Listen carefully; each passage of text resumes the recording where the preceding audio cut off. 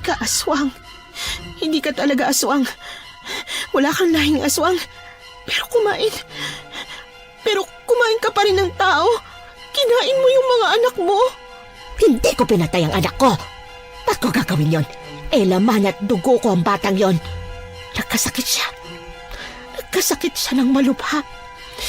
Nag-agaw buhay. Nakita nilang kailangan ko ng tulong nila. Pero wala pa rin tumulong. Namatay yung bata. Namatay siya. Pero maski paglibing sa kanya, hindi nila ako tinulungan. Ayaw naman nila akong tulungan kaya kinain mo na lang yung bangkay niya. At tingin mo walang mali sa ginawa mo? Na normal yun.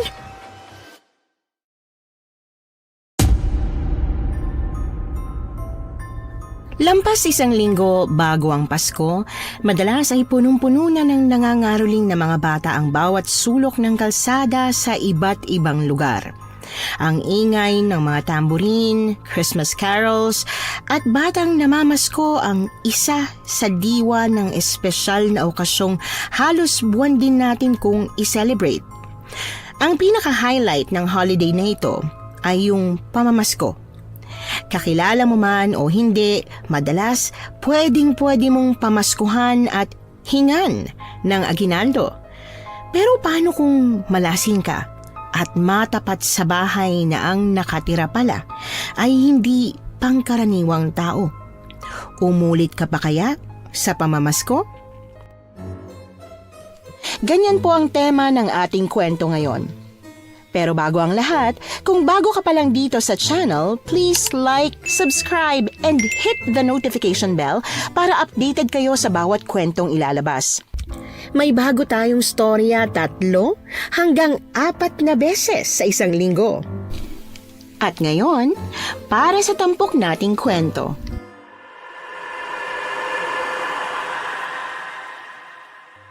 Te, ano ba problema mo? Ha? Pinagsasasabi mo dyan? Di ka mapakali. Para kang sinisilaban sa puwet. O kaya, yung siga sa kanto. Para kang naghahanap ng away. Sira... Sumbong kita kay Sister Cathy. Nagmumura ka ulit Bawal yan, diba? Kasalanan pag nagmumura. Tapos babae ka pa. Mas pangit pakinggan. Pag sa bibig ng lalaki ayos lang, pwede? Magandang pakinggan? Ganun ba? Malay ko. Sabi ni Sister Cathy yun Inuulit ko lang. Yun ang turo niya. Ibon ka talaga. Parot ka ni sister O di kaya voice recorder. Kung ano naririnig mo, sigit pinagkakalat mo. Hindi naman Sa totoo lang ako. Masyado lang akong honest. Honest mo mukha mo. Sa totoong buhay, wala kang mapapala sa pagiging honest, no? Hindi ka yayaman pag honest ka. Hindi mo pa ba nabalitaan na yung mga mabilis na umaangat sa buhay, yung mga taong maraming tinatapakang tao? Totoo? Oo naman. Di ba may social hierarchy? Oo nga pala, 10 ka lang. Di mo pa alam kung ano yung social hierarchy. Pero basta may ganun. Kung sino yung nasa tuktok ng hierarchy na yon na parang pyramid, ibig sabihin, siya yung pinakamakapangyarihan. Pero ang tanong hindi kung sino yung pinakamakapangyarihan, kundi paano siya nakaakyat sa tuktok. Tanong mo sa akin kung paano yung nagawa. Paano? Paano ka ba nakakaakyat pataas sa kwarto? Pataas sa double deck mo? Di ba kailangan may tungtungan ka? May tapakan? Kaya yung pananaw ko sa buhay ang tama. Para makaangat, dapat magaling kang tumapak sa ibang tao. Paulit-ulit akong napalingon nang maramdaman ko ang init ng titig na gawa ng kung sino. Pagbaling ko sa likod, para akong binuhusan ng malamig na tubig nang makita ko si Sister Cathy na nanlilisik ang matang nakatingin sa akin. Hindi niya na ako kailangang tawagin. Ako na mismo ang maingat at dahan-dahang lumapit sa kanya.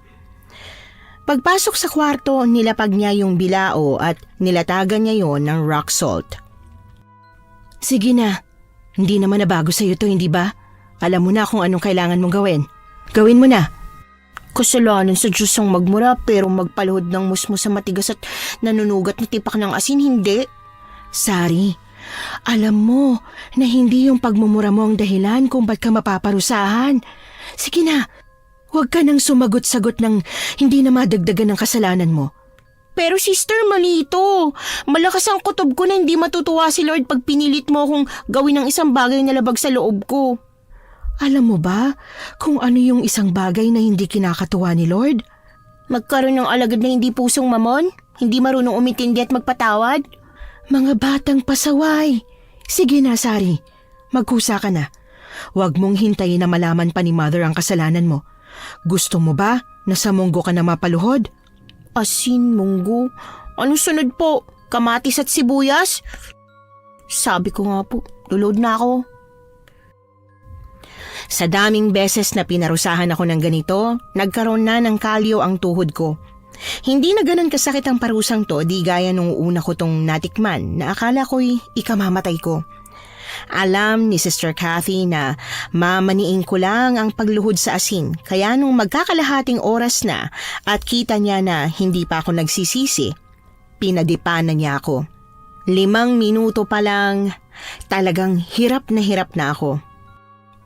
Sister, hindi po ba parang sobra ng parusang to? Hindi na to makatao eh. Child abuse na to. Child abuse ka dyan. Sari, nakalimutan mo na ba kung ilang taon ka na at ilang araw ka na lang 18 ka na? Considered ka ng adult pag 18 ka na. Legal age na yun. Pwede na akong kasuhan pag gumawa ako ng krimen. Opo, narinig ko na po yan. Kabisado ko na nga sister eh. Sister, alam ko naman po na matigas ang ulo ko, tsaka medyo may pagkapasaway. Pero hindi naman ako yung may future na maging kriminal. Hindi po ako ganun kasama. Alam ko, pero hindi rin yun ang ibig kong sabihin. Hindi po? Di ano pala? Mas bibigat na po yung mga responsibilidad ko sa ampunan kasi adult na ako. Okay po, handa naman ako. Sari, tumingin ka nga sa paligid mo. Anong napapansin mo? Kama, mga double deck, unan at kumot. Diyos ko po, mahabagin, pasensya na po Lord. Please, bigyan niyo pa ako ng konting pasensya. Amen. Hindi ba? Ano po bang ibig mong sabihin? Naalala mo ba kung anong nangyari kay Maricel nung mag-18 siya? Napaalis na po siya sa ampunan. Tinulungan siya ni na mother na makahanap ng trabaho at bagong bahay tapos... Ganun din po ba ako, sister? Pag 18 ko, tutulungan niyo rin po ako na magkaroon ng trabaho tapos magkakaroon ako ng sarili kong bahay? Ayos! Pag may trabaho na ako, mabibili ko na lahat ng laro ang gusto ni Rai Rai. Pag nalaman niya to, matutuwa yun. At ang bills, paano yon? Sino magbabayad nun? Paano mo mababayaran ang kailangan mong bayaran kung ang sahod mo kay Rai Rai mo lang gagastusin? Hindi po yun parang dito? Na sagot niya lahat? Sari, hindi. Sa oras na umalis ka ng ampunan, sa unang buwan ka lang namin naalalayan. Pagkatapos nun ikaw na. Sagot mo ng sarili mo't sinasabi ko sa'yo, hindi madali ang buhay. Kahit asin, mahal na. Mahal pala ang asin ba't po natin sinasayang? Mahal pala asin di wag niyo na po akong paluhurin dito. Sige po, parang hindi na po tayo masayangan ng asin. Hindi na ako magpapasaway. Hindi na ako gagawa ng bagay na ikakagalit nyo. Promise. Sobrang promise. Promise ko po yan sa inyo. Ay, teka po. Paglabas ko ng ampunan, ako na rin po bang bahala kay Rai Rai? Sa baon niya? Sa mga gastos sa project? Sa school? Bumuntong hininga si Sister Kathy. Tiningnan niya ako na parabang hindi ko naiintindihan ang nangyayari at tama siya. Medyo hindi ko nga nauunawaan kung ano ba yung nangyayari. Tumayo siya sa higaan ko. Hinawakan niya ang kamay ko at dahan-dahan na akong hinila patayo. Kung madaldal ako, mas madaldal si Sister Kathy na parang nanay na namin ni Rai. Pag ganun siya, ibig sabihin kailangan ko ng kabahan. Ayokong mag-overthink, kaya dinaan ko na lang sa pagtawa ang bigat ng paligid, sabay tapik sa balikat niya. Sister, huwag ka mag-alala. Pag kaming dalawa na lang ni Rai Rai, mas magmamature na ako. Mapipilitan akong mag-mature kasi ako na yung guardian ng kapatid ko, diba? Diba, sister? Sari, hindi. Hindi? Paano hindi? Hindi ako? Ikaw pa rin? O di kaya si Mother Superior?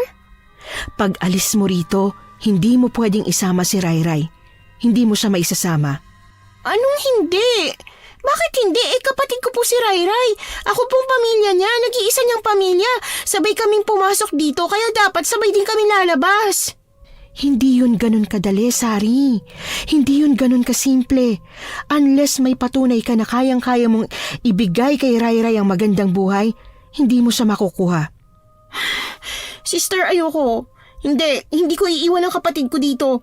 Kung hindi ko siya masasama pag alis ko, edi hindi na muna ako aalis. Sister, please, tulungan niyo ako. Ayoko mahiwalay sa kapatid ko eh.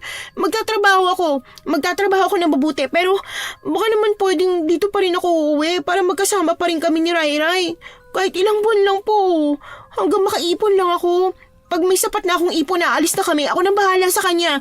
Yung ibang bata na po ang asikasuhin niyo. Hindi ko alam. Hindi yun ganun kadali eh. Alam mo naman na si Mother ang nagdedesisyon ng mga bagay-bagay dito sa ampunan. Oo nga, opo nga, alam ko po. Kaya nga nakikiusap po ako, natulungan niyo ako makiusap kay Mother eh. Sister Kathy, please, ayoko magkahiwalay kami magkapatid. Nangako ako kay Lola bago siya mamatay na hindi kami maghihiwalay ni Ray eh. Kailangan to pa rin ko yun. Gusto mo bang multahin ako ni Lola pag hindi ko yun nagawa? Oo na.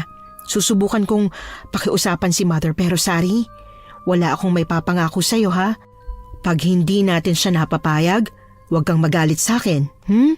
Huwag sasama ang loob mo. Mula nung araw na yon, araw-araw kong pinakiusapan si Mother. Hindi ko alam kung narindi na ba siya sa pakiusap ko o napansin niya ang pagbabago ko kaya sa huli ay pumayag siya. 1 taon. 1 taon ang binigay niya sa akin para patunayan na kaya kong akuin ang pagpapalaki kay Rayray at desidido ako na magawa yon.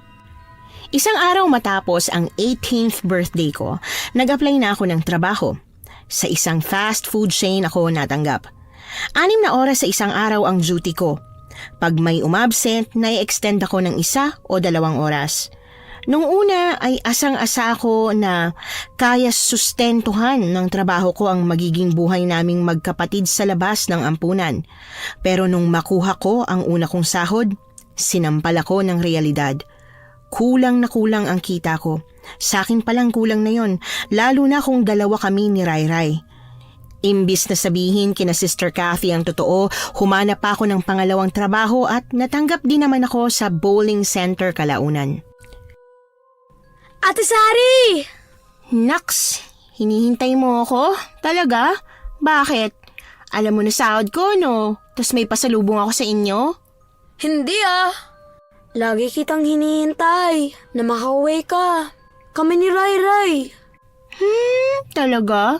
Kung hinihintay niyo ako, ba't hindi ko kayo naabutan dito? Maski anino niyo hindi ko nakikita. Late ka nang umuwi dahil sa trabaho mo eh. May curfew, diba? Tsaka oras ang tulog. Ngayon, naabutan kita kasi maaga ka umuwi. Himala nga eh. Oo nga, maaga pa nga. Di pa oras ng tulog eh, kaya nasan si Rayray? Naliligo ba? O hindi pa tapos kumain? Wala pa, di pa siya umuwi. Natigilan ako sa narinig. Kinuha ni Enteng yung box ng donut. Kakagatin niya na sana yung donut na nakuha niya pero bigla kong hinablot ang braso niya. Hindi pa umuwi? Paano hindi pa umuwi? Nasaan ba si Rayray? Sino kasama niya? Nagpasama ba sa kanya si Sister Kathy? Saan? Anong ginawa? Anong oras ba dapat ang uwi? Wag naman sana pero di kaya sila na aksidente? Punta na ba ako sa mga pulis? Bumunta na kaya ako sa pulis? Patakbo na sana ako sa gate nang makita ko si Sister Kathy. Lalo akong naguluhan. Natauhan lang ako at bumalik sa dati nung kumaway-kaway na si Sister sa tapat ng mukha ko. Okay ka lang ba? Naririnig mo ba ako? Sister, hindi pa raw nakakauwi si Rayray? Saan ba siya nagpunta? Sino kasama niya? Si Mother. Hindi ko rin alam kung saan sila pumunta eh. Basta umalis sila kanina nung mag-asawang sponsor. Kasama si Rayray? Bakit? Gusto bang ampunin ng sponsor na yun si Rayray? Pero sister, di ba may usapan na po tayo? May arrangement na tayo ni na mother na may 1 taon ako na hindi ipapaampon si Rai. Oo nga, hindi nga. Sino bang nagsabing ipaaampon ng kapatid mo? Wala naman ah. Ba't siya nilabas ni na mother? Kasama ng sponsor. Sister, alam ko na yan Ilang taon na rin ako sa ampunan. Pag ganyan, may interes yung mag-asawa na ampunin yung isang bata. Sister, akala ko ba? Nangako kayo, di ba? Ano po? Hindi na kayo tumutupad sa pangako nyo? Sari, kumalma ka nga. Kumalma ka muna. Hindi naman natin sigurado Baka naman natuwa lang kay Rai yung mag-asawang sponsor kaya siya nilabas. Hayaan mo, pagdating nila itatanong ko kay mother. Oh, ayan na pala sila Rai! Rai! Ate, tingnan mo. Ang bait din na sir, tsaka ni ma'am. Pinag-shopping nila ako ng mga laruan tsaka damit. Gusto mo makita? Mamaya na. May pasalubong akong donut na kay Enteng. Kuha ka ron, tas bigyan nyo rin yung iba pang bata. Talaga, te? Sumahod ka na ba? Oo, mabibili ko na yung gusto mong ipabili. Ano nga yun? Yung dollhouse ba yun? Ay, te, wag na. Nabili na sa akin ni na sir at ma'am yung dollhouse na gusto ko. Pamasko daw nila sa akin Kahit na sa susunod na linggo pa talaga yung Pasko. Ang dami nga nung pinili nila para sa akin Sa sobrang dami, magtatampo na si Jesus. Mukhang ako yung may birthday. Sige na, pasok ka na. Kain ka na ng donut. Baka maubusan ka ni Enteng Alam mo naman na paborito niya yun, diba? Opo, pero hindi naman matakaw si Enteng. Mukha lang. Sure ako na kahit ganun yun, tinabihan naman niya ako. Basta, pumasok ka na. Sabi ko nga papasok na ako Na-traffic ka ba ulit, ate? Parang ang init ng ulo mo. Binubugnot ka na naman. Pasok na. Sir, ma'am, babay po. Sa susunod po ulit Maraming thank you po ulit. Nagustuhan ko po lahat. Sobrang saya ko po. Sa liit pero kapal ng sobrang inabot ng mag-asawang sponsor kay mother, hindi ko na kailangang makita yon para malaman na pera ang laman nun. Magandang gabi po, mother. Magandang gabi rin sa'yo, Sari. Kararating mo lang din ba galing sa trabaho? Opo. O siya, magpahinga ka na. Matulog ka na at bukas may trabaho ka na naman. O day off mo. Day off ko po. Ipahinga mo na lang ang araw na yun bukas. Huwag mo nang ipasyal si Rai.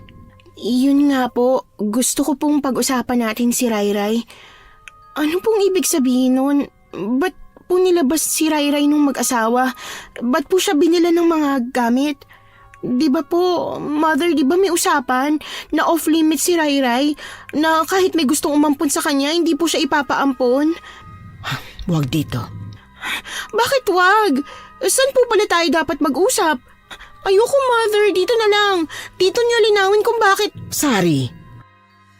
Nang mapatingin ang mga batang nagkalat at naglalaro pa, ay agad na kinalma ni mother ang sarili niya.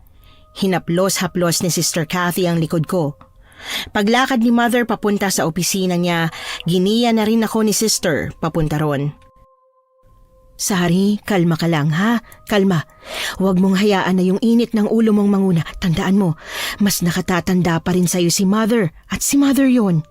Sasama ka ba sa loob? Sumama ka sister, samahan mo ko. Tulungan mo ako ma-enlighten si mother na maalala niya yung agreement natin. Oo sige. Pero pag pinalabas ako ni mother, wala akong magagawa kundi iwan kayong dalawa. Pagpasok, sumalubong sa amin si mother na tuwid na nakaupo sa swivel chair niya. Nag-angat siya ng tingin. Bumuntong hininga siya at bumuntong hininga ulit. Mother naman Nakakatakot naman yung paganyan-ganyan nyo. Parang bad news yung dala nyo sa akin. Sari, makinig ka. Makinig ka ng mabuti sa sasabihin ko. Alam kong hindi ka sasang-ayon, pero sana'y intindihin mo ako. Di tama nga ako. Sari, maupo ka. Makikinig ka muna, hindi ba? Sister, Ano pang kailangan kong pakinggan eh? Alam ko na nga yung sasabihin niya. Ipapaumpon niya si Rai dun sa mayamang mag-asawa. Sa bibig mo rin naman galing. Mayaman yung mag-asawa. Kaya nilang bigyan ng magandang buhay ang kapatid mo. Sari, naniniwala naman ako sa'yo. Nakita ko yung improvement mo. Napatunayan mo na ang kailangan mong patunayan. Pero iha, pag si Rai sa mag-asawa na punta, magaan ang magiging buhay niya.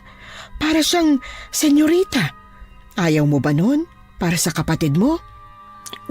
Gusto po. Ba't ko naman ipagkakait sa kanya yung magandang buhay, diba? Pero mother, pag pinaampon niyo siya dun sa mag-asawang yun, magkakahiwalay kami. Mapapako yung pangako ko kay Lola. Talaga bang mas mahalaga ang pangako na yan sa lola niyo kesa sa magandang buhay? Ha, Sari? Paano po kaya kung makipag-deal tayo dun sa mag-asawa? Sari, 18 ka na. Matanda na. Wala nang aampon sa ulilang 18 taong gulang na. Hindi po para maging anak nila. Maging yaya ni Rai pag nasa kanila niya yung kapatid ko. Maging katulong. Kahit katulong na all around. Kahit maliit yung sahod, basta kasama ko pa rin ang kapatid ko. Mother, sige na po. Pakiusapan niyo po sila, baka mapapayag niyo. Kung pwede lang di sana ginawa ko na, kaso ano, maselan po sila sa katulong? Pag-iigihan ko po, mother. Kahit wala ng sahod, ayos sa akin. Kahit napakainin lang nila ako, basta. Pag-ampon nila kay Rai, pag naayos na nila ang lahat ng dokumentong kailangan nilang ayusin, lilipad na sila pa Amerika. Sari, pumayag ka na. Pag pumayag ka, i-sponsor ka nila. Makakapag-aral ka ng kolehiyo. Pag nag-college ka, magkakaroon ka ng mas magandang trabaho. Hindi ko po pinagbibili si Rai.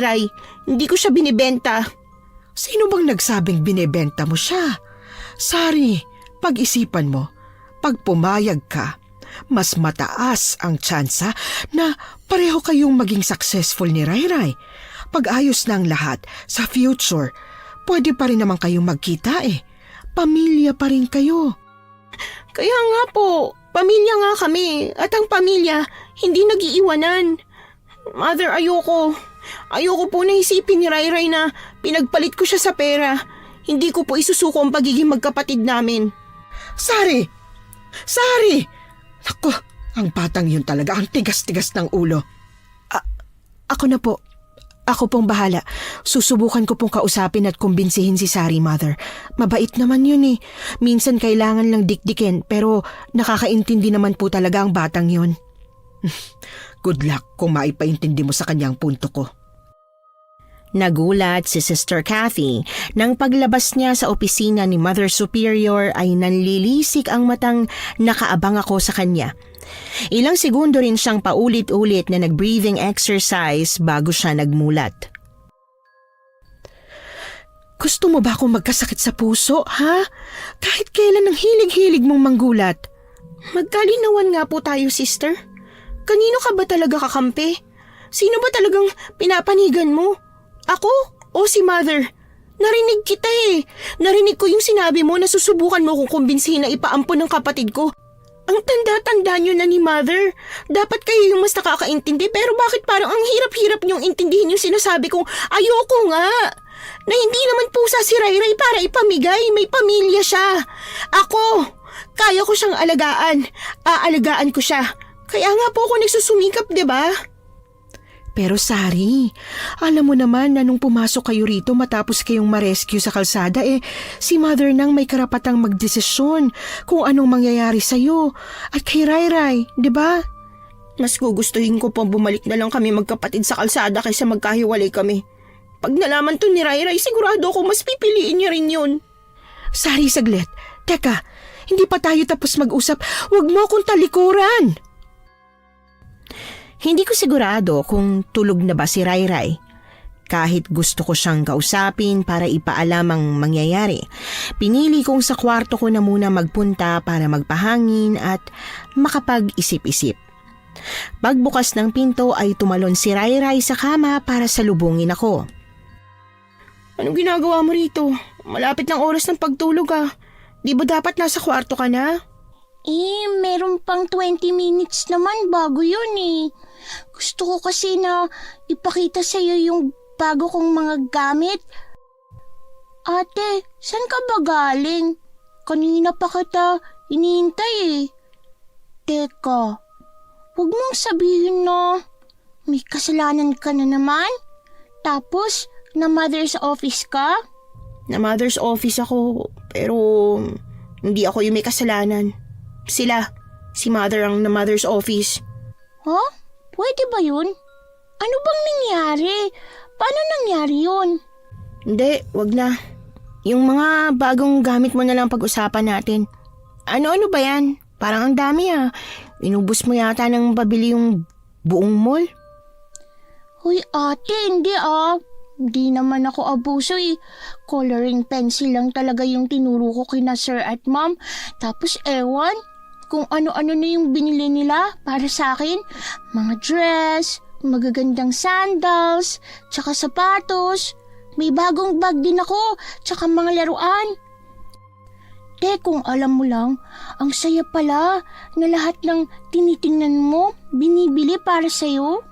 Gusto mo ng ganon? Ng mayamang pamilya? Mayamang magulang? Yung lahat ng gusto mo, walang kahirap-hirap nilang mabibili? Opo, gusto ko ng ganun. Kahit sinong bata naman na nandito sa ampunan, gusto ng ganong pamilya, di ba po? Ray, paano pag sinabi ni na mama at sir na gusto ko nilang ampunin, magpapaampun ka? Sasama ka sa kanila? Opo naman. Bakit ate? Yun ba yung pinag-usapan nyo ni na mother tsaka ni sister Cathy kanina? Gusto raw akong ampunin ni na ma'am tsaka ni sir? Ay ate, alam mo ba, nung pauwi na kami galing sa mall, may nadaanan kami, magandang school, maganda yung uniform, tapos yung mga bag ng mga bata pumapasok doon, ang gaganda rin ate. Gusto ko din ng ganun, pero hanggang gusto lang. Parang mahal yung ganun eh. Sige. Sige? Magkakaganon ako ate? Talaga? Talagang? Walang halong joke? Mapakla ang ngiti sa labing tumango ako sa kanya. Pagkatapos niyang ipakita sa akin ang mga gamit niya, nag-good night na siya at pumunta sa kwarto niya. Kung tama ang pagkakaalala ko, ay magdamag akong umiyak noong gabing yon. Kinaumagahan, agad kong hinanap si Sister Cathy. Nagpasama ako sa opisina ni Mother Superior. Good morning, Sari. Wag muna. 5:00 lang. Pwede bang pasikatin mo muna yung araw bago mo ko konsumihin? Hindi po. Hindi? Payag na po ako. Payag sa ano, Sister Cathy? Alam mo ba kung anong sinasabi ng batang ito? Payag na po ako na ampunin ng mayamang mag-asawa si Rai Rai. Talaga? Hindi mo ba ako pinagtitripan lang? Ang aga-aga pa para sa ganitong klase ng biro, ha? Tama po kayo. Kaya kong buhayin si Rai Rai pero hindi ko mabibigay sa kanya yung magandang buhay na deserve niya. Matalino pong kapatid ko eh. Marami siyang interes. Mataas pong pangarap niya. Kung sa pamilya ng mayamang mag-asawa siya mapupunta, siguradong matutupad niya lahat ng pangarap na meron siya. Natameme ako at natigil sa pagsasalita matapos akong iyakapin ni Mother. Paulit-ulit at may pangaalo niyang hinaplos ang likod ko sabay yakap sa akin ulit. Matagal ko nang kakilalang mag-asawang yon, Sari. Totoong mabubuti silang tao. Hindi nila pababayaan si Rai Rai. Hindi mo pagsisisihan na nagparaya ka. Pero pwede po ba isang kondisyon? Oo naman. Sasabihin ko sa kanila yung tungkol sa pag-aaral mo sa kolehiyo. Hindi po yun. Ako na pong bahala sa sarili ko. Ako pong magpapaaral sa sarili ko. Yung kondisyon ko po sana, gusto ko po sila makausap bago magsimula yung proseso ng pag-ampon nila kay Rai Rai. Oo naman. Pwedeng-pwede. Sasabihin ko sa kanila. Sa dami ng pera nung mag-asawang aampon kay Rai Rai, alam kong saglit lang ang aabutin bago nila tuluyang makuha ang kapatid ko. Ramdam kong bilang na ang araw naming magkapatid kaya ginusto kong mag-leave sa trabaho. Nung hindi ako pinayagan, napilitan akong mag-awol. Ha? Nandito ka na naman? Hindi ka pumasok sa trabaho, te? Huwag mong sabihin day off mo na naman. 3 araw mo ng day off eh. Di ba 2? O kaya 1 araw lang yung day off mo? Ayaw mo na magtrabaho, no? O di kaya natanggal ka sa trabaho? Hindi naka-leave ako. Sa susunod na linggo pa ulit ang pasok ko. Bakit ka nag-leave ng 1 linggo? Kasi po gusto kitang makasama. Si ate talaga. Kung magsalita ka parang hindi na tayo magkikita ulit. Lilipat lang tayo galing sa ampunan papunta dun sa bahay ni na Sir at Ma'am. Pero magkasama pa rin naman tayo eh. Ay, gusto mo ba? I-request ko na sa iisang kwarto lang tayo. Sabi nila, pwede ko daw i-request yun. Yung kahit na anong gusto ko. Oh, bakit ganyan ka makatingin? Para kang nakakita ng alien. Ray, anong pagkakaintindi mo sa nangyayari? Akala mo ba pag inampon ka ni na Sir at Ma'am, kasama rin ako? Akala? Anong akala? Hindi akala yun Kasama ka naman talaga, di ba? Bakit ate? Hindi ba? Di ba? Package tayo? Sabi mo dati? Promise mo dati? Na magpapaampon ka lang? Pag-aamponin din ako? Tapos magpapaampon lang ako sa pamilyang aamponin din ikaw? Hindi na ngayon. Hindi na tayo pwedeng package na adopt one, get one. Malaki na ako 18 na. Wala na may gustong umampon sa akin. Hindi ako aamponin ni na Mama at Sir mo. Di ayaw ko na rin. Saan ka pupunta? Sasabihin ko kay Mother at Sister Cathy na ayaw ko maging Papa at Mama sina Mama at Sir. Dito na lang din ako sa ampunan kasi hindi ka pala kasali. Ray, makinig ka sa akin. Hindi pwedeng hindi ito ituloy. Tsaka pangarap mo to, diba? Gusto mo na magkaroon ng mayamang pamilya. Ate, hindi mo ba naiintindihan yung pangarap ko? Hindi basta mayamang pamilya yung gusto ko. Mayamang pamilya, nakasama ka at kapatid ka pa rin. Yun ang gusto ko.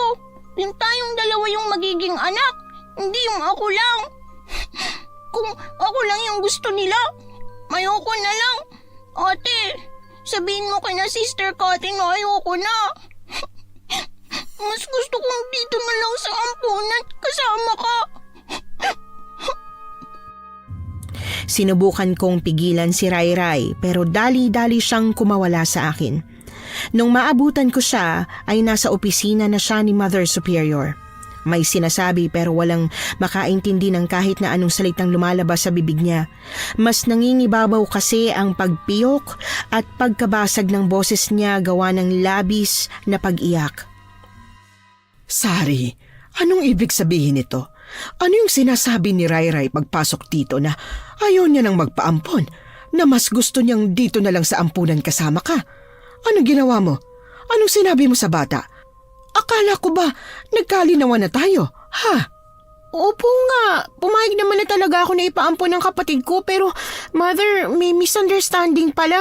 Akala ni Ray kasama ako sa aamponin kaya siya pumayag. Ngayong alam niya na hindi. Ayaw niya nang tumuloy. Mother, baka naman pwede mo kaming tulungan. Ikaw na po ang kumausap dun sa mag-asawa, sabihin niyo. Hindi pwede.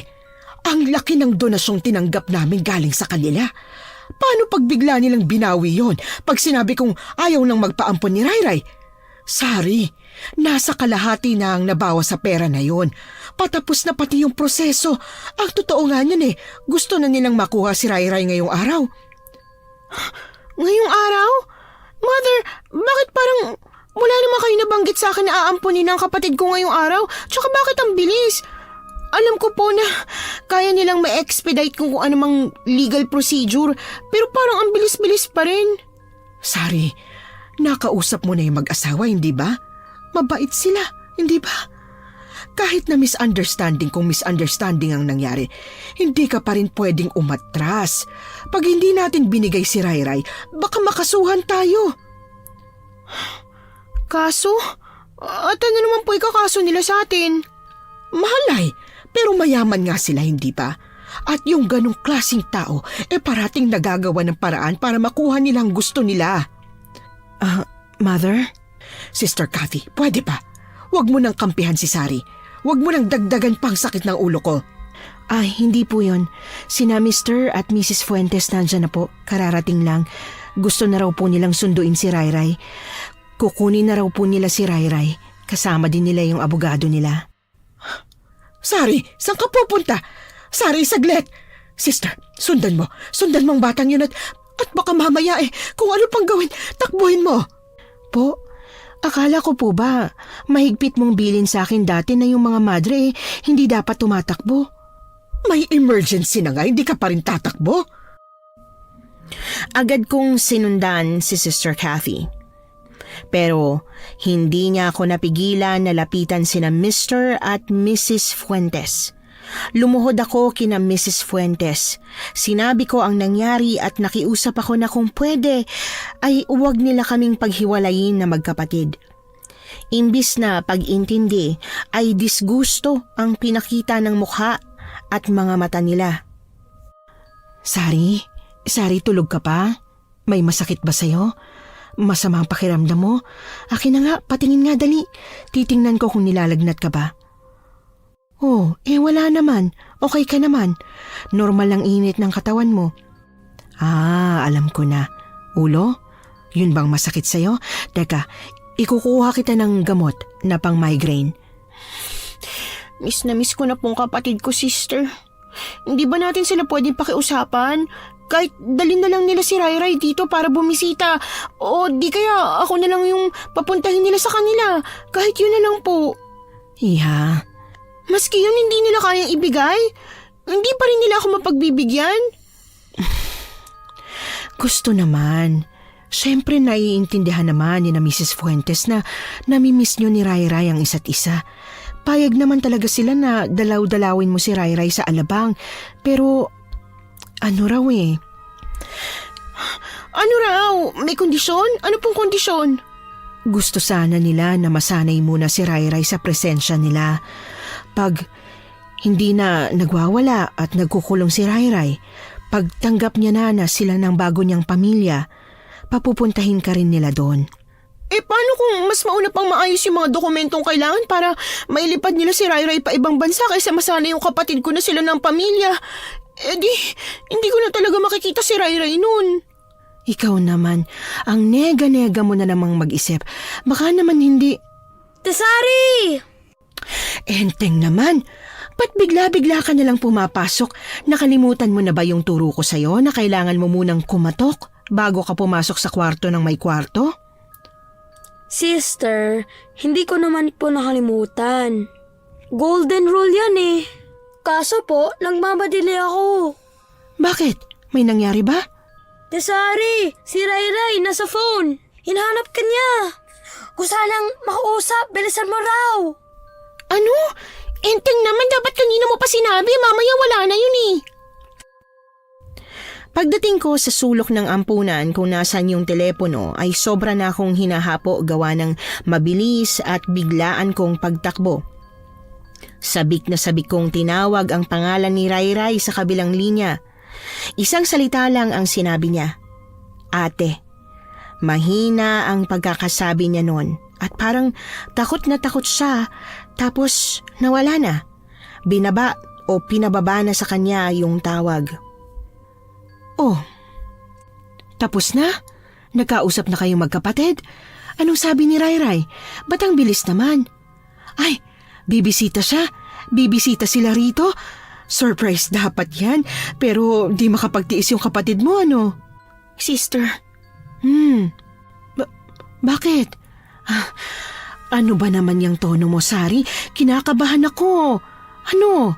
May nangyari ba sa kapatid mo? Kay Rayray? Ano raw? Kailangan ko pong makita si Rayray. Sister, tulungan mo kong puntahan si Ray. Alam mo ba yung address ni na Mrs. Fuentes? Hindi ko alam, pero si Mother, sure ako na may record siya ng address ni na Mrs. Fuentes. Bakit ba? Ano ba kasing nangyayari? Si Ray kasi, parang takot na takot siya. Halata sa boses niya. Parang kailangan niya ng tulong ko, sister. Sister, puntahan natin siya. I-check lang natin siya. Baka kasi mamaya ano, Sari? Baka mamaya sinasaktan ng mag-asawa ang kapatid mo? Minamaltrato? Imposible yan. Mahal na mahal nila ang kapatid mo. Nakita mo naman yun, hindi ba? Tsaka, bakit naman nila gagawa ng masama si Rayray? Ang tagal-tagal na nilang pangarap na magkaroon ng sariling anak. Pero mother, isa ka pa, Sister Cathy. Maalaman ko lang na kinukonsinti mong kalokohan ng batang ito. Pati ikaw malilintikan sa akin, ha? Sige po. Hindi ko napipilitin si Sister Cathy na samahan ako kina Mrs. Fuentes, pero baka pwedeng tawagan na lang natin sila para makausap ko si Ray. Bigla na lang kasi niyang binaba yung tawag eh. Para matigil na ako at mawala ang pagdududa ko ay pinagbigyan ako ni Mother Superior. Tinawagan niya sina Mrs. Fuentes. Si Mrs. Fuentes ang naunang sumagot. Saglit siyang nakipagkamustahan kay Mother bago niya binigay yung telepono kay Rayray. Saglit ko lang nakausap ang kapatid ko. Wala pang 5 minuto at may hinahabol daw siyang piano lesson na magsisimula na. Imbis mabunutan ng tinik sa dibdib, lalo lang tumibay ang haka-haka ko na may kung anong nangyayari ron at kailangan ako ng kapatid ko. Sa takot na baka mahuli ako at hindi agad matulungan si Rayray sakaling kailangan niya nga talaga ng tulong ko, ay pinasok ko ang opisina ni Mother nung gabing yon. Pagkakita ko sa folder na may pangalan ni na Mrs. Fuentes, biglang bumukas ang pinto ng opisina. Diyos ko naman, Enteng, buntik na ako atakin sa puso eh. Ano ba naman yan? Ba't ka ba nagugulat ha? Tsaka ano ginagawa mo rito? Ate, alam mo, dapat yata ako magtanong yan. Ano ginagawa mo rito? Hala, ano yan? Ninanakawan mo ba si Mother? Hoy, ninanakawan? Anong ninanakawan? Hindi no, hindi naman ako ganun eh. Ano yung hawak mo? Tsaka, ba't ka nga nandito? Hinahanap ko yung address ni na Mrs. Fuentes. Bakit? Anong gagawin mo sa address nila? Ano sa tingin mong gagawin ko sa address nila? Ay, te, pilosopo ka ba? Gusto mo hilahin ko to? Maingay tong fire alarm. Lagot ka, mahuli ka. Alam mo ikaw, may kasamaan din talaga ugali mo eh. May nakapagsabi na ba niyan sa'yo, ha? Hinahanap ko yung address ni na Mrs. Fuentes kasi gusto kong makita si Rayray. Gusto kong magmanman. Gusto kong malaman kung talaga bang ayos lang ang lahat dun. Kasi parang hindi eh. Paano kung hindi? Paano kung tama ka? Tapos si Rayray, hindi pala siya prinsesa dun. Para pala siyang Cinderella. Inaapi. Kukunin ko siya. Babawiin ko yung kapatid ko at itatakas ko. Pag nakuha ko na si Rayray, magpapakalayo-layo na kami. Bahala na kung saan kami mapunta magkapatid. Basta di na kami babalik dito. Te, paano ako? Di ba kampi tayo? Ako, ikaw, tsaka si Ray. Team tayo. Sabi niyo nga kapatid na ako, di ba? Ano, iiwan niyo ako? Wag naman, te. Sama mo ako. Ayoko na rin dito. Te, pag sinama mo ako, magpapabait ako. Tutulong ako sa pagtatrabaho. Yung paghimatakaw ko, babawasan ko na. Ate, sige na. Sama mo na ako. Sama mo na lang ako. Wala naman gusto sa akin dito Di na maampon. Ate Sari. Oo na, isasama na kita.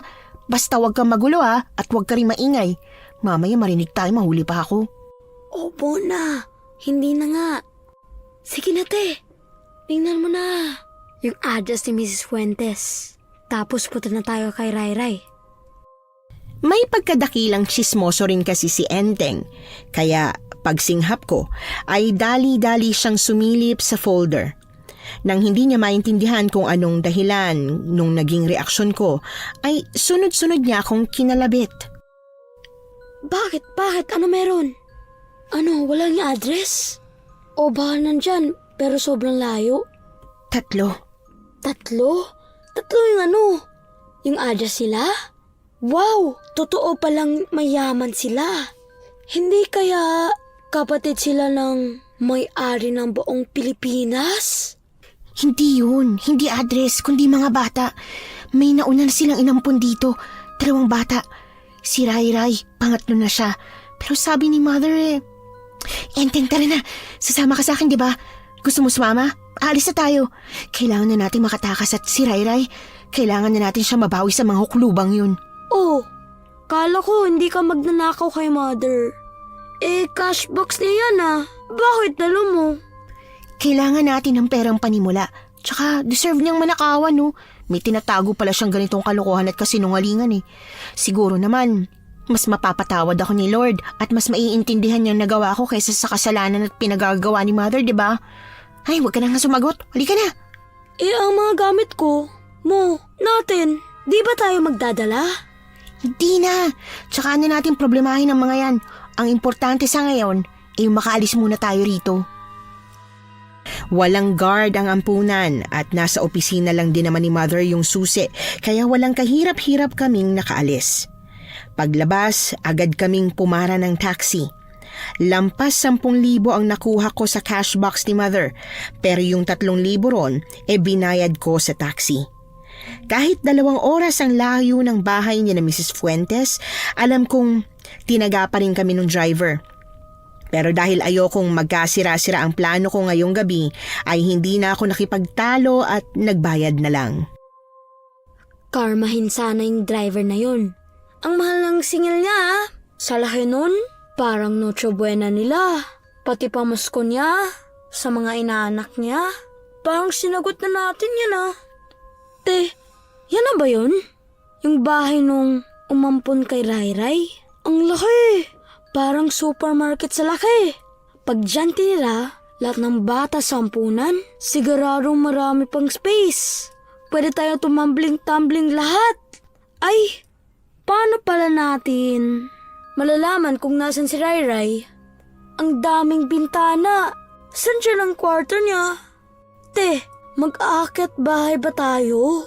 Di kaya tayo maging kriminal pag ginawa natin yun? Shh! Ang daldal. Napakadaldal. Hindi ako makapag-isip Pagtahimik ni Enteng, nag-focus ang tingin ko sa mga Christmas lights at mamahaling parol na nakasabit sa paligid ng bahay ni na Mrs. Fuentes. Pagbaling ko kay Enteng, parehong namimilog ang mata namin. Akala ko pareho kami ng naisip, pero hindi pala. Te, gaano ka ka-sure na si Rai ang harap sa atin? Tsaka anong oras na ba? Diba, lampas 12 na? May namamas ko ba ng ganitong oras? Mamaya, imbis na si Rai, guard pa yung humarap sa atin. Sa laki ng bahay nito, imposible na wala silang guard. Opo, saglit lang po ako. Itatapon ko lang po tong basura sa trash area. Babalik din po ako agad. Hindi po ako tatakas. Si Rai Rai! Naks, ang swerte natin! Narinig mo ba yung sinabi niya? Medyo hindi na ate.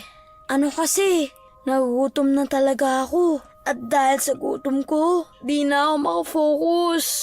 Rai Rai!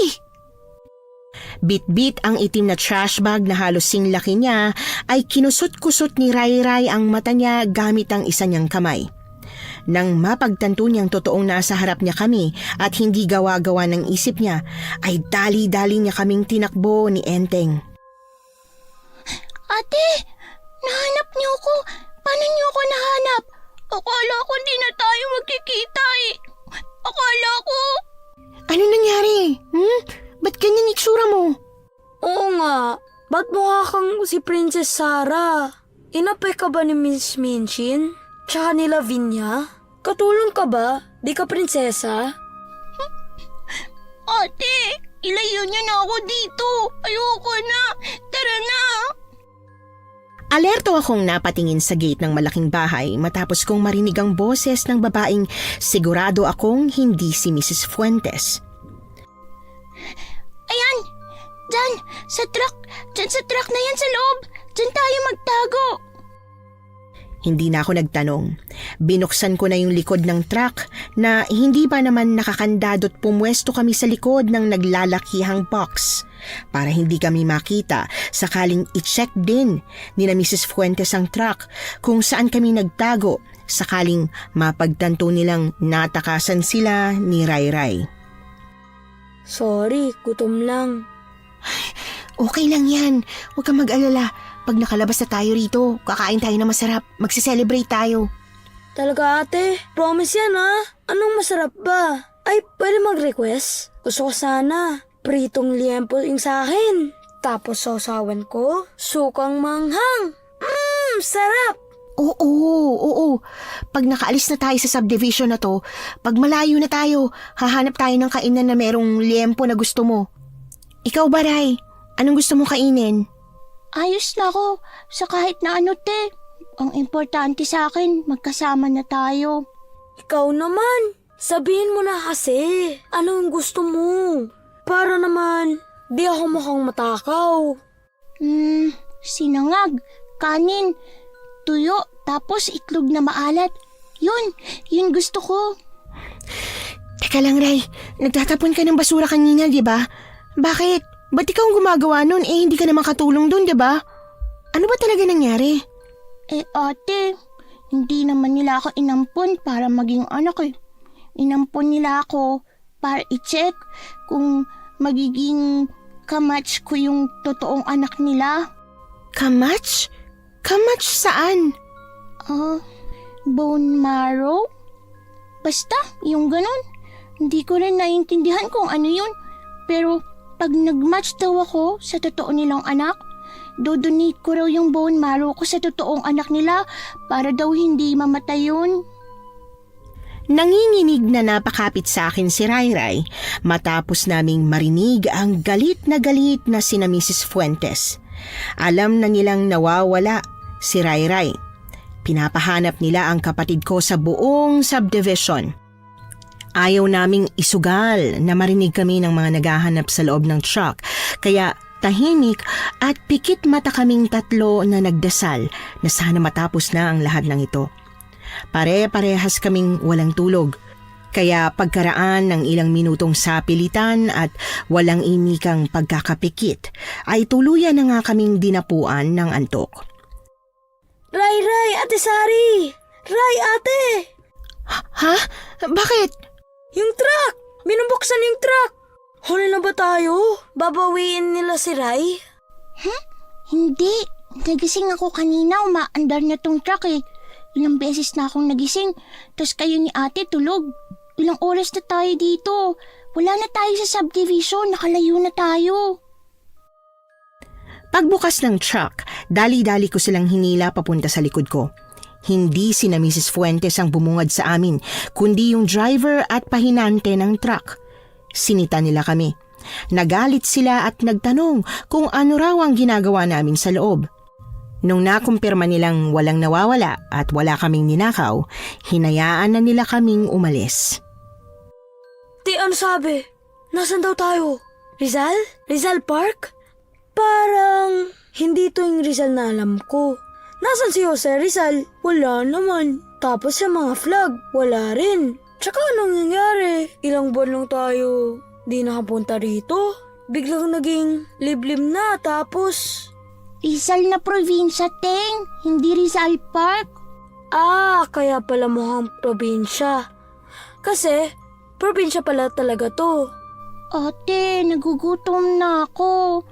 May pera ka ba? Pambili ng pagkain dyan?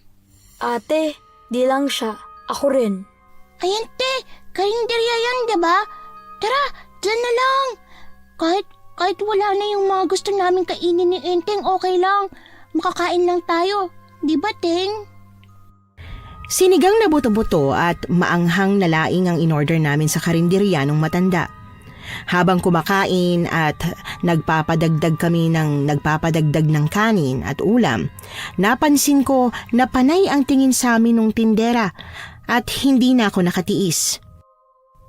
Huwag po kayong mag-alala, may pambayad po ko sa lahat ng in-order namin. Hindi po namin kayo guguyoin. Teka po, mag-aabot na ako para mapayapa po kayo. Ate, bakit? Ano yun? Anong hinahanap mo? Yung pera. Yung perang kinuha namin ni Enteng kay Mother. Uy, anong namin? Ikaw lang, te. Ikaw lang kumuha nun. Nawawala yung pera. Nahulog yata dun sa truck yung pera eh. Nawawala yung pera natin. Enteng, yung pera natin. Hala, paano yan? Paano to kinain natin? Paano tayo? Ikaw kasi. Di ka na kayo nagsahin. Sabi ko na sa'yo. Pag sa mali galing ang pera, binabawi rin yon. Di ka nahihinig eh. Ano ba yan, te? Bilis ang karma mo ah. Paano na yan? Paano na tayo? Busog na ba kayo? Opo, busog na. Sa dami ng kinain ko, parang sasabog na ang tiyan ko eh. Maliksi kayong dalawa, diba? Mabilis kayong tumakbo. Mag-i-eat and run tayo, ate? Lakas mo pa! Mag-i-eat and run tayo, ate? Napasapo ako sa aking noo at mariing napapikit. Pag-angat ko ng ulo ay nakangiti kong nilapitan ang matandang kanina pa pala kami pinagmamasdan. Manang? Sige na. Iwan nyo na lang ang pinagkainan nyo at magpasalamat na lang kayo. Okay na yon. Manang, may pera naman po talaga kami, promise.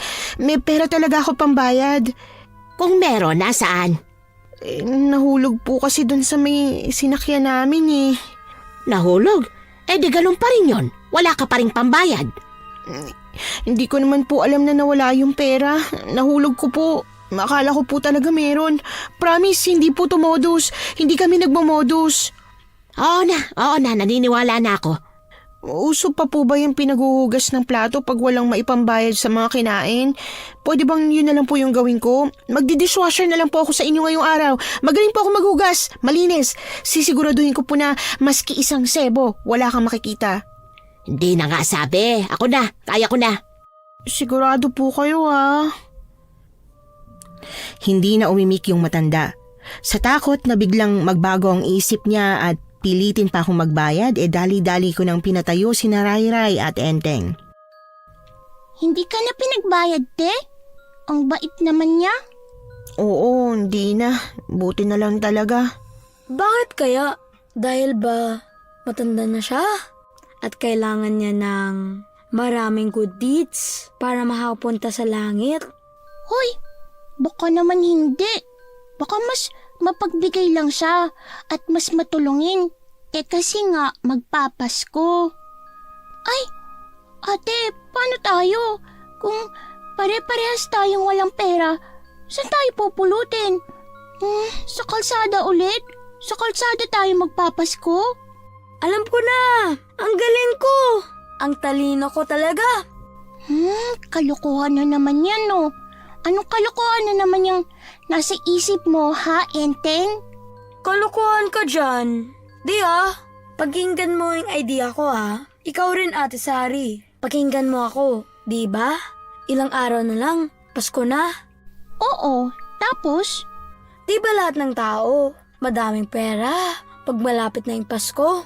Tapos, mas generous sila, lalo na sa mukhang kawawa. Sa kagaya natin, paano kung mamasko tayo? Lahat ng mga bahay dito, libutin natin. Mangaroling tayo. Oo nga, no? Ang galing! Ate, pwede yung naisip ni Enteng, di ba? Yun na lang. Ganun na lang gawin natin, ate. Ay, baka barya-barya lang makuha natin. Di pa yun sasapat, ate.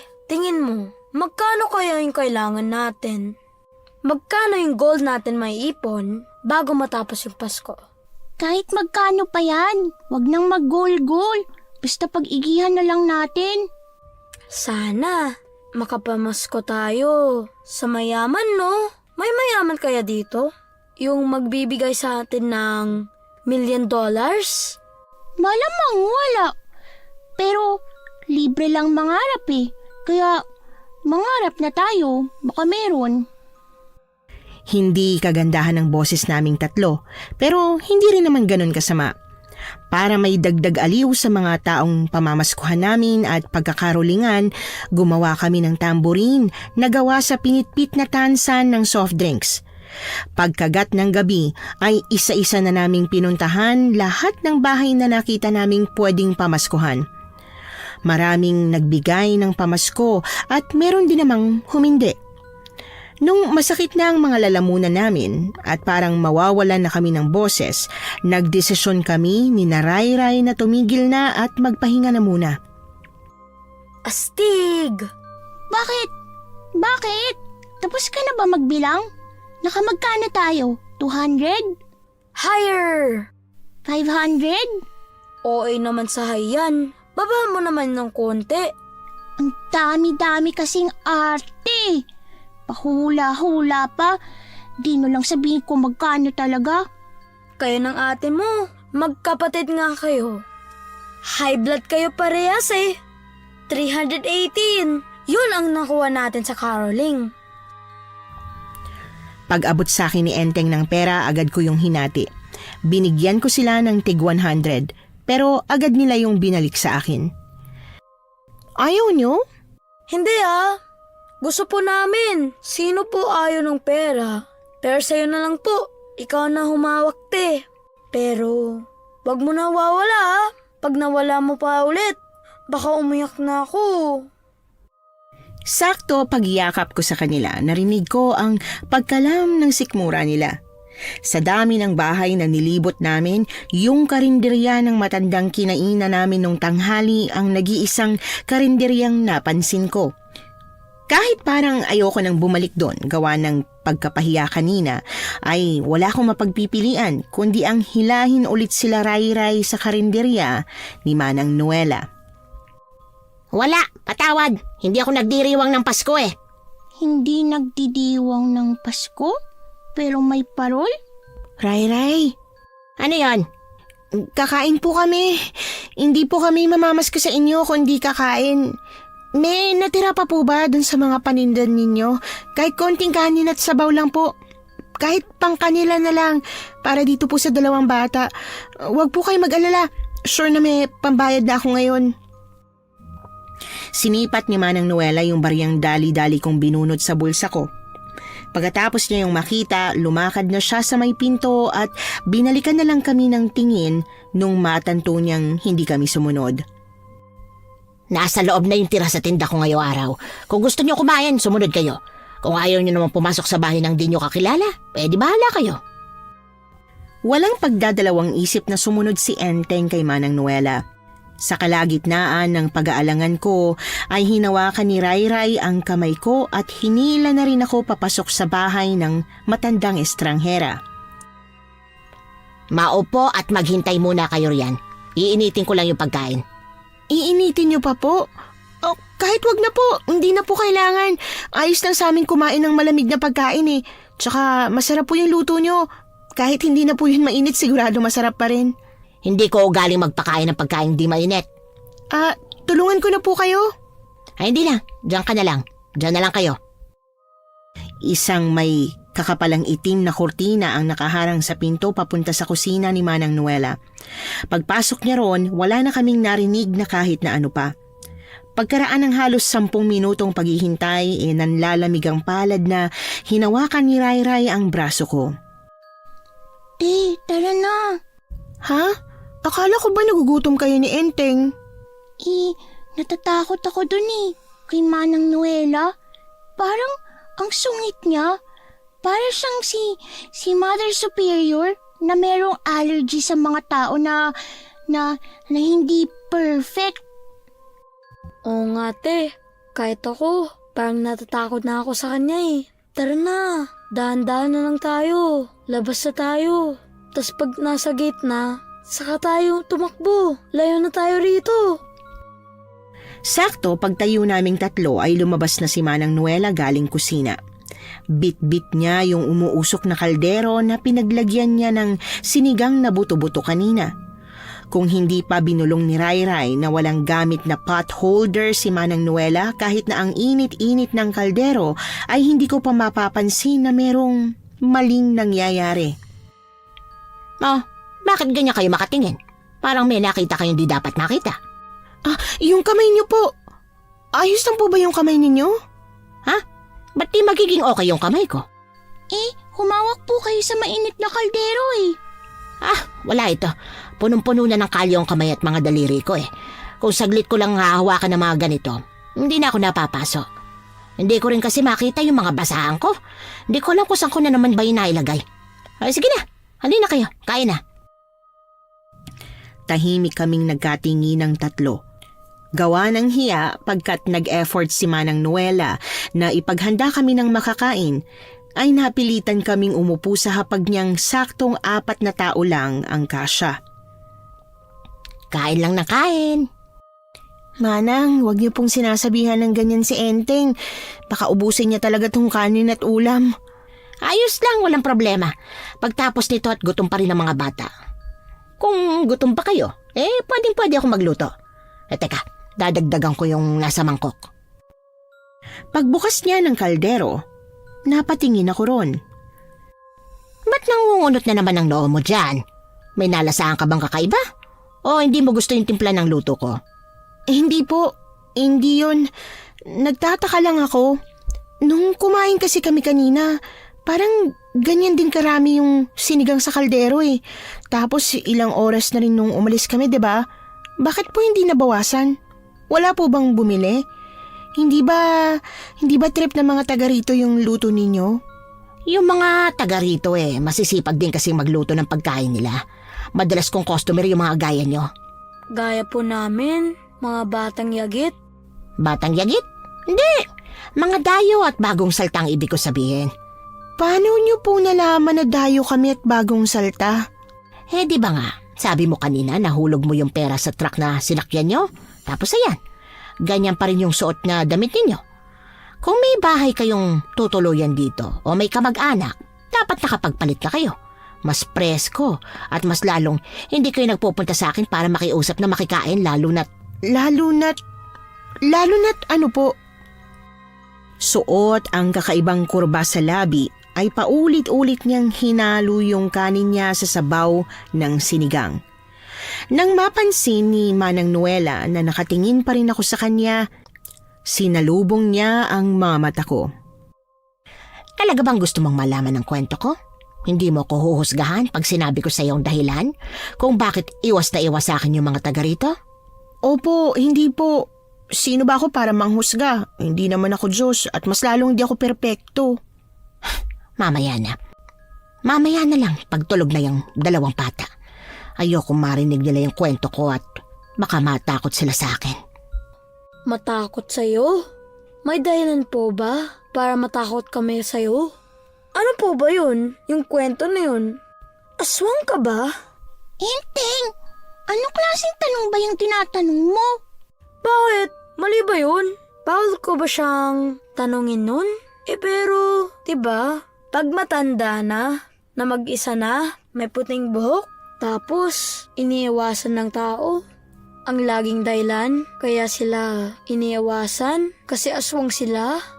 Enteng, Po, sorry, hindi ko sinasabi aswang siya. Nagtatanong na ako. Baka yun yung chismis eh. Malas daw ako. Sinumpa. po? Nung kabataan ko, nung ganyan ang edad ko sa'yo, ako ang pinakamaganda sa baryong ito. Lahat ng kalalakihan, ako yung gustong mapangasawa. Sa rami ng lalaking sumubok na sumungkit sa puso ko, si Waldo lang ang nagtagumpay. Napaibig niya ako. Ilang buwan niya akong niligawan. Pagsagot ko sa kanya, niyaya na niya akong magpakasal. Pumayag ako. Nung ganun kabilis, Manang, dali mo naman kausap. Yes girl ka ba? Sa kasal ka ni Yaya, hindi sa palengke. Tinakpan ni Rai ang bibig ni Enteng. Matapos mangako ni Enteng na hindi na siya sasabad sa kwento ni Manang Nuela ay nagpatuloy na ang matanda. Sabi niya, namatay raw si Waldo sa mismong araw ng kasal nila. Ilang taon din bago muling umibig si Manang Nuela pero sa tuwing pakakasalan niya na yung mga naging kasintahan niya ay bigla na lang silang namamatay o hindi kaya'y naglalahong parang bula. Simula noon, nagkaroon na raw ng sangkaterbang hindi magagandang chismis tungkol sa kanya. Kawawa naman pala si Manang Nuela, no? namatayan siya. Tapos, nawawalan pa siya ng mga mahal sa buhay. Inaaway pa siya ng mga taga dito. Ang bait niya pa naman. Pinatuloy niya nga tayo kahit hindi naman niya tayo kilala. Nung nalaman niya na wala tayong mapupuntuhan tsaka matutulugan. Ganun talaga. Ganun talaga? Oo, ganun talaga mga tao Pag may nangyaring hindi nila maipaliwanag, ginagawa na lang nilang katatakutan. Mas madali kasing protektahan ang sarili mo pag may kinatatakutan ka. Parang ganun. Basta, matulog ka na nga dyan. Tumabi ka na dyan kay Enteng. Tingnan mo siya, tulog na. Ikaw, te, hindi ka pa ba matutulog? Matutulog na rin. Kung matutulog ka na din, ba't tatayo ka pa? Humiga ka na, te. Parang ako, tsaka si Enteng. Hinayaan ko si Rayray na magtanong ng magtanong. Habang naghahanap ako ng bagay na pwede kong iharang sa pinto ay pinanonood niya naman ako. Maingat kong inangat yung narang upuan ng study table na gawa rin ng parehong kahoy. Pagkakalso ko nun sa pinto, saka ako bumalik sa tabi ng kapatid ko. Ate, bakit? Hinaan mo lang, baka marinig tayo ni Manang. Te, ba't mo nilagyan ng ganun yung pinto? Para saan yun? Dagdag proteksyon. Para kung sakaling maisipan ni Manang na pasukin tayo dito, hindi na tayo basta-bastang mapapasok. Ha? Wala ka bang tiwala kay Manang, ate? Hindi naman sa walang tiwala. Ano lang, nag-iingat lang ako at bagong kakilala pa lang natin siya Ray, walang-wala lang talaga tayo. Pero kung may pagpipilian ako, hindi naman ako papayag na tumuloy tayo at magpalipas sa bahay ng estranghero Lalo na matapos nung nangyari sa'yo. Sina Mrs. Fuentes ang patunay na hindi porke nagpakita ng maganda, dapat ng pagkatiwalaan. Okay, ate. Kami rin ni Enteng. Mag-iingat din kami para hindi mo kailangang mag-alala sa amin sa lahat ng oras. Ako mismo yung nagsalin ng tubig sa basong dinala ko sa kwartong pinagamit sa amin ni Manang Nuela. Kaya kampante akong inumin at ubusin yon ng isang inuman. Ilang minuto matapos kong laklakin yon, parang nanuyo ang lalamunan ko. May kung anong tumibok sa ulo ko at sabay na paglala ng hilong nararamdaman ko ay tuluyan na akong nawalan ng ulirat.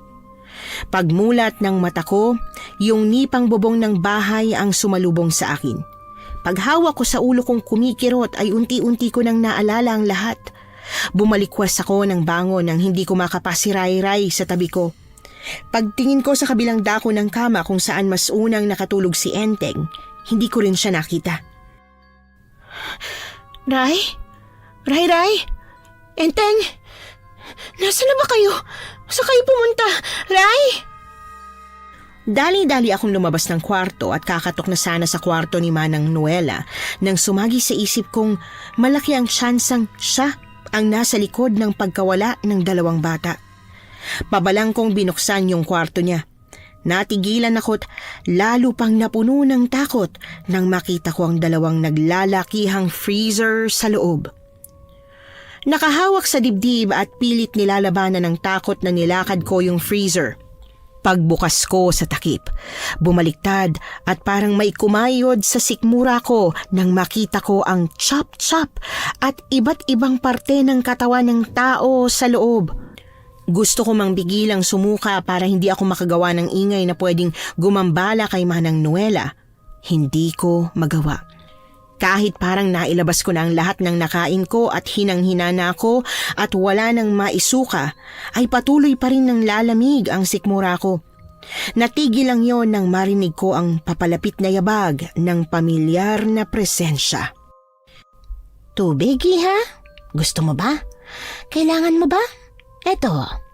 Nasaan sila? Nasaan ang kapatid ko? Si Enteng? Anong ginawa mo sa kanila, ha? Anong ginawa mo? Huwag kang mag-alala. Hindi ko sila sinaktan.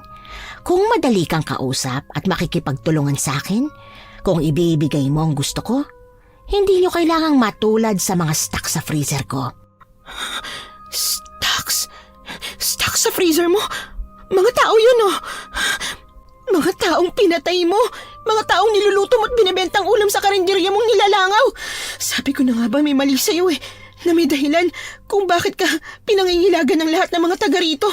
Stocks, kung makapagsalita ka parang simpleng karne lang yung tinatago mo sa freezer. Hindi rin naman ako mali, hindi ba? Karne lang naman ang mga taong yun. Karneng sarap na sarap kayong kainin. Gusto mo bang malaman kung anong parte ng taong ginamit ko sa sinigang na buto-butong gustong-gusto niyo? Ribs. Ribs ng tao na ilang oras kong pinakuluan. Akala ko dati, karne ng baka ang pinakamasarap na karne, hindi pala. Laman pala ng tao ang pinakamalasa sa lahat. Naalala ko na ng mga oras na yon napatanong ako sa sarili ko. Talaga bang aswang si Manang Noela o tinakasan lang siya ng bait? Na baka imbis aswang, cannibal siya at naging hudyat ng pagiging cannibal niya ay sakit sa utak. Habang nag-iisip ako ng sunod na gagawin, kung paano ko siya matatakasan o kung saan ko pwedeng hanapin si Rayray, ay nginitian niya ako. Tumingin siya sa freezer sa likuran ko. Sa pag-aakalang nandoon na rin si Rayray at nakatay na rin na hindi ko lang napansin ay pagapang akong bumalik doon. Pagbukas sa freezer, isa-isa kong tinapon ang iba't ibang parte ng taong tinago niya ron. Saglit akong nabunutan ng tinik nang wala akong nakitang katawan ng bata o maski isang palatandaan na napatay at nakarne na niya si Rayray at Enteng. Ito yung pinakapaborito ko pag ginagawa ko to Yung makita ang desperasyon ninyo. Yung hindi nyo nga sinasabi. Yung hindi naman lumalabas sa bibig nyo. Pero naririnig ko pa rin na hindi kayo maganda o gaga sa pagdarasal na sana iligtas kayo ng Diyos o kahit na sino. Alam mo kung bakit? Itanong mo sa akin kung bakit. Nasaan sila? Nasaan yung mga bata? Parang awa mo na. Hayaan mo na kami. Ayan ang dami mo pang stocks. Ang dami pa nito. Hindi mo pa kami kailangan. Hayaan mo na lang kami Paalisin mo na lang kami. Pag pinatakas mo kami, hindi kami magsasalita, hindi kami magkukwento, hindi na kami babalik dito. Ayoko. Ba't ako magpapakita ng kabutihan sa inyo? Wala ngang nagpakita ng kabutihan sa aming mag-iina noon. Dahil sa sumpa-sumpa na yan, sa malas-malas na yan, lahat sila natakot sa akin. Walang tumulong, walang nagbigay ng trabaho. Sobra-sobra kaming ginutom ng baryong ito hanggang sa ang pwede ko nalang pagpilian Hindi ka aswang. Hindi ka talaga aswang. Wala kang lahing aswang. Pero kumain ka pa rin ng tao. Kinain mo yung mga anak mo. Hindi ko pinatay ang anak ko. Ba't ko gagawin yon? Laman at dugo ko ang batang yon. Nagkasakit siya ng malubha. Nag-agaw buhay. Nakita nilang kailangan ko ng tulong nila, pero wala pa rin tumulong. Namatay yung bata. Namatay siya. Pero maski paglibing sa kanya, hindi nila ako tinulungan. Ayaw naman nila akong tulungan kaya kinain mo na lang yung bangkay niya? At tingin mo walang mali sa ginawa mo? Na normal yun? Akala ko ba ang sabi mo? Ang sabi mo hindi mo ako huhusgahan pag nalaman mo ang kwento ko. Sinungaling ka. Sinungaling! Sobrang sinungaling! Nasa kwartong yan po yung ebidensya na aswang si Manang Noela. Na kumakain siya ng tao. Na yung mga niluluto niya po sa karinderya, gawa sa karne ng tao yun. Rayray, sino kausap niya? Paano siya nakatakas? Paano siya nakawala? Hindi ko pala nasabi sa'yo na magaling na Girl Scout ang kapatid ko. Siya at si Enteng. Marami silang alam. Matalino at madiskarte silang mga bata. Hindi sila mga walang kalaban-laban gaya ng akala mo. Tarantang lumayo si Manang Noela sa pinto. Umatras siya ng umatras hanggang sa bumangga siya sa dingding ng kwarto. Takot at paulit-ulit siyang umiling. Nagdaop ang mata namin. Saglit akong nakaramdam ng awa nung makita ko ang takot sa mata niya, pero nang maalala ko ang karumal-dumal na pinaggagawa niya, Nawala rin agad ang awang yon. Hindi! Ayoko! Hindi ako makapapayag na yung mga taong siyang dahilan kung ba't ako naging ganito ang siyang papatay sa akin. Hindi! Hindi ako magpapatalo sa inyo! Hindi ako magpapapatay sa inyo! Kahit hirap na hirap ay pinilit na binuksan ni Manang Noela ang saradong bintana ng kwartong ilang taon na yatang hindi nasisikatan ng araw. Nang magawa niya yon, agad siyang umakyat doon. Sinubukan siyang pigilan ng mga taong dumating para tulungan ako't iligtas pero hindi siya nagpaawat. Buong tapang siyang tumayo sa bintana at malapad pang binuka ang braso niya bago siya nagpatihulog. Wala sa sariling tinakbo ko ang dating kinapupwestuhan niya. Nabali ang binti ni Manang Noela pero buhay pa siya. Mula sa kinatatayuan ko ay kitang-kita kong humihinga pa siya at tumatawa na para bang may ipinanalo siya na kung ano. Sumilip na rin yung iba. Narinig ko silang nagsisihan kung bakit daw ba kasi hindi pa agad na i-report si Manang Noela at bakit wala raw naniwalang matagal nang nasiraan ng bait yung matanda. Ate, Ray! Si Enteng! Nasaan si Enteng? ay, nandun pa sa may mesa. Iniwan ko siya dun eh. Nung nakatakas ako, tsaka nung naalis ko yung tinali sa akin ni Manang Noela. Tara te, bilis, tulungan natin siya. Pagbalik namin sa hapagkainan, malalim na bumuntong hininga si Enteng. Sinubukan niyang maglumikot sa pagbabakasakaling gaya ni Rayray ay makakalas niya rin ang tali niya. Nung hindi yun lumuwag, pumirmi siya at nagsumamong tumingin sa amin. Safe na tayo, di ba? Nahuli na si Manang. Kung oo, baka pwede na akong pakawalan.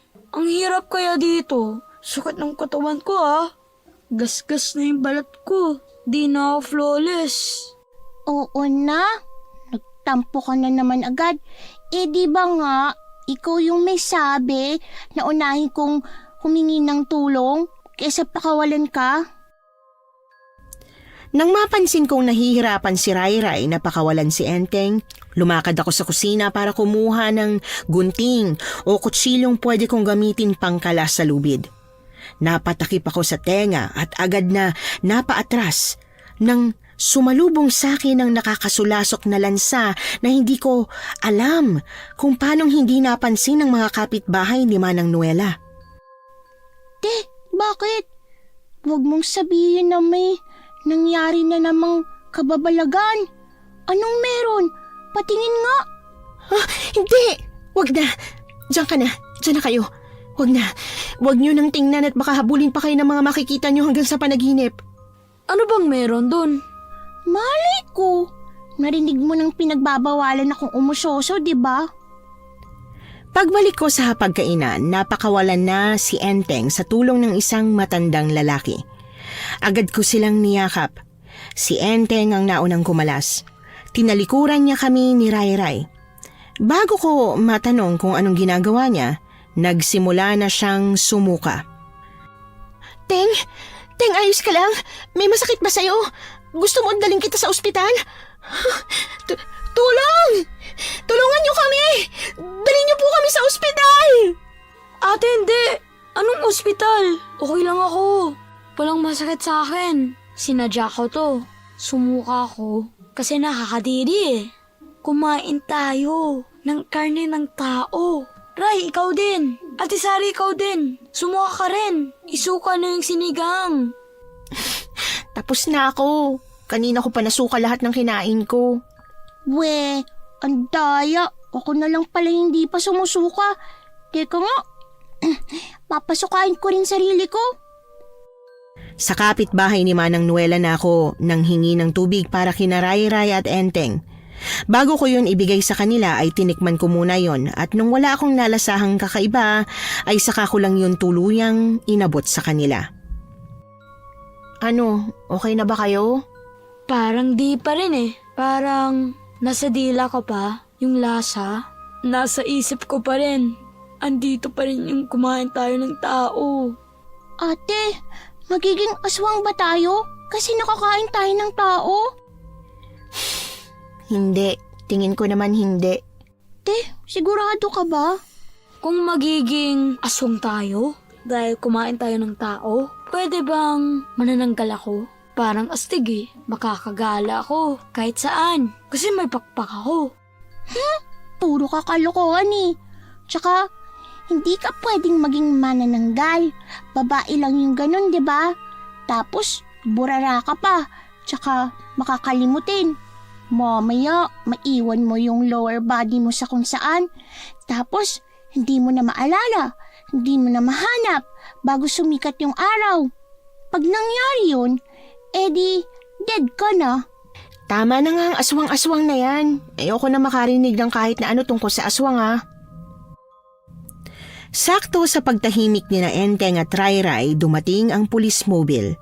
Sa takot na baka mamukhaan kami, sakaling kumalat na sa iba't ibang istasyon ng report na final ni na Mrs. Fuentes tungkol sa pagkawala ni Rayray, humalo kaming tatlo sa bulto ng tao at nanatiling nakayuko hanggang sa makalabas kami ng bahay.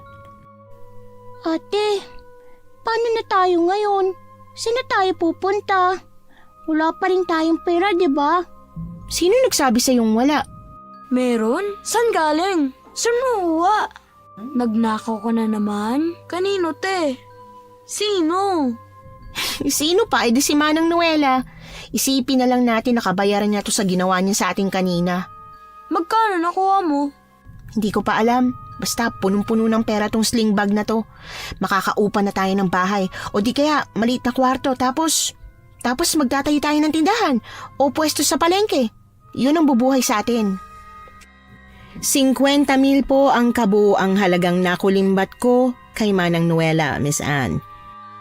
Ginamit ko ang perang yon para magtago sa probinsya na hanggang ngayon tinitirhan pa rin namin ni Rayray. Sa probinsya namin na hindi ko na po pangangalanan ay totoong kumuha ako ng pwesto sa palengke at nagtinda ng isda. Ang pag-iisda po ang naging pangtustos ko para mapaaral si Rayray at Enteng na ngayon ay mga professional na po at may magandang trabaho sa Manila. Sa tuwing na ikukwento ko sa ibang tao ang naging karanasan namin kay Manang Noela, ang una nilang tanong sa akin kung aswang daw ba si Manang Noela o tao lang na nawiling kumain ng tao. Ang totoo po niyan, hindi ko rin talaga alam. Ang alam ko lang ay wala pa rin siyang pinagkaiba sa aswang na alam kong hanggang ngayon kinatatakutan pa rin ng nakararami. Nagustuhan niyo po ba ang ating kwento ngayong araw? Kung oo ang sagot at hindi mo pa nagagawa, subscribe na! Click the notification bell ha, para updated ka sa tuwing maglalabas kami ng bagong kwento. Click like at mag-iwan na rin ng comment. Masayang-masaya ako tuwing nagbabasa ng messages mula sa inyo. At kung may sarili kayong karanasan na gusto nyong ibahagi sa amin, email lang sa missanhorrorstories@gmail.com. Dire-diretso lang, missanhorrorstories@gmail.com. Malay nyo, sa susunod, yung kwento na ninyo ang binabasa namin para sa ating mga tagapakinig. Hanggang dito na lamang muna at muli po, ito po ang inyong si Miss Anne. Nagpapasalamat sa inyong patuloy na pagmamahal at pagsuporta.